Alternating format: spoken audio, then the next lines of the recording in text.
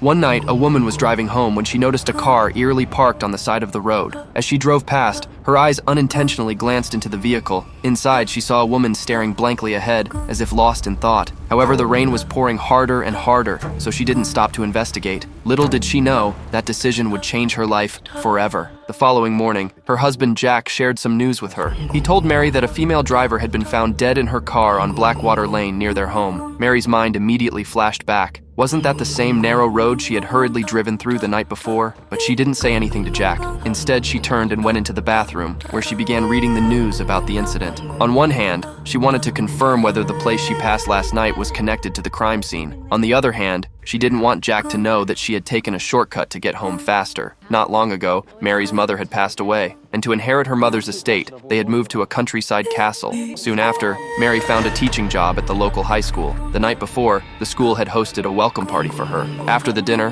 Jack had called to check on her. Mary assured him that she wouldn't take the isolated country road on her way back, but when a large truck began tailing her and honking persistently, she eventually turned onto that very road to avoid the truck. That was when she unknowingly passed by the scene of the crime. Now, as Mary read the news, she confirmed that the crime scene described in the article was indeed the same road she had driven on the previous night. The identity of the victim had not yet been confirmed. Since she had only passed by and the heavy rain had obscured her view, she didn't notice any significant details and chose not to contact the police. What Mary didn't realize at this moment was that this murder would soon become deeply entangled with her own life. The woman realized that not only was she experiencing memory issues, but she also seemed to be having hallucinations. Feeling unsettled, Mary returned to the scene of the incident. There, she unexpectedly found a suspicious earring in the nearby bushes. To her shock, it was the missing pair of an earring she had recently lost. However, she had only been back in her hometown for a month, and the only time she had taken this shortcut was the night of the incident. Plus, she never even got out of the car that night. So how did the earring end up here? Could it be that she had actually stepped out of the car, but had lost that part of her memory? After her mother's death, Mary had suffered a severe mental breakdown and had a history of mental illness. It seemed plausible to her that memory loss could be part of her condition.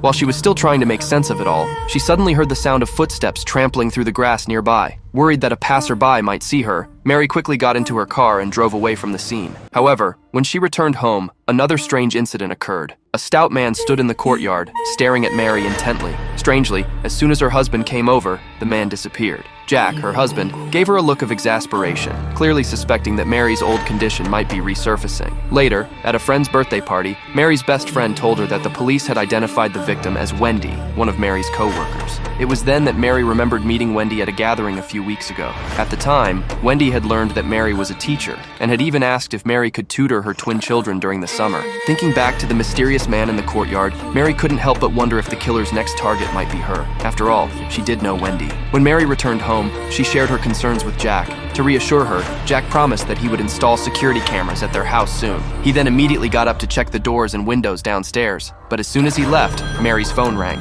When she answered, there was no voice on the other end, only a burst of static. The same strange call came again the next day, and once more there was no voice, just the sound of electrical interference. A woman wakes up from unconsciousness, finding herself in what seems to be a narrow alley. She reaches out to push open the trunk of the car, trying to escape, but quickly realizes her legs won't move at all. There's nothing visibly trapping them, yet they simply refuse to respond. She has no idea why she's in the trunk or why her legs are paralyzed. Beside the car, there's a large bag with traces of bloodstains on its surface. A terrifying thought flashes through her mind. Could there be a body inside? But Mary doesn't dare dwell on it, as a man is approaching from a distance. He snaps off one of the car's side mirrors, seemingly without care. At the same time, a phone inside the bag starts vibrating. Taking advantage of the man's momentary distraction, Mary quickly grabs the phone and hides back inside the trunk, pretending to be unconscious. The man throws the large bag away and locks the trunk tightly. Moments later, the car starts moving. Panicking, Mary hurriedly dials her boyfriend Jack's number, but after ringing for a long time, there's no answer. Just as she turns around in frustration,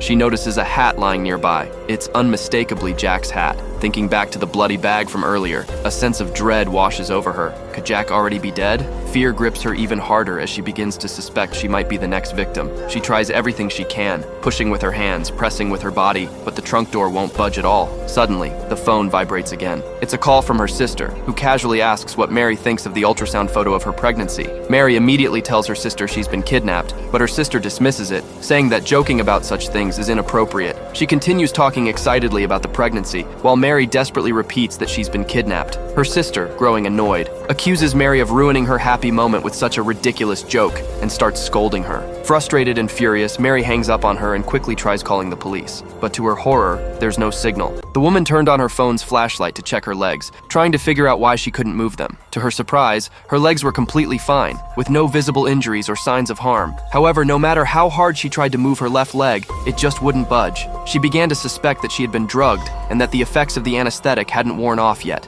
At that moment, she noticed a small flashing light in the trunk. She reached for it and found her sports action camera. The camera contained a few short clips from their recent camping trip. Unexpectedly, one of the videos had accidentally captured the moment Mary was kidnapped. The footage revealed that not only was Mary abducted, but her boyfriend Jack was too. The kidnappers had even forced Mary at gunpoint to drink some type of liquid, which caused her to pass out. Fortunately, the camera continued recording and managed to catch a clear shot of the kidnapper's face. Just then, her phone regained internet access. Mary quickly sent her location to her sister and asked her to call the police. But as soon as the message was sent, the phone lost signal again. Determined to escape, Mary started feeling around the trunk, trying to find a way to open it from the inside. A short while later, her phone suddenly received a call from her father. Mary immediately answered but told him she would call him back in a moment. She then called the police right away to report her situation. While speaking to the police, she provided all the necessary details, answering their many questions as they tried to gather more information. During the call, her father kept calling her repeatedly, clearly trying to reach her urgently. After finishing her report to the authorities, she finally answered her father's call. Her father explained that he had received a disturbing anonymous message demanding a ransom of $1 million. The message threatened that his daughter would be killed if he didn't pay. However, her father initially thought it was just a trick, suspecting that Mary had staged it to run away with her boyfriend. Mary firmly told him that she had truly been kidnapped. After repeatedly emphasizing the seriousness of her situation, her father finally began to panic.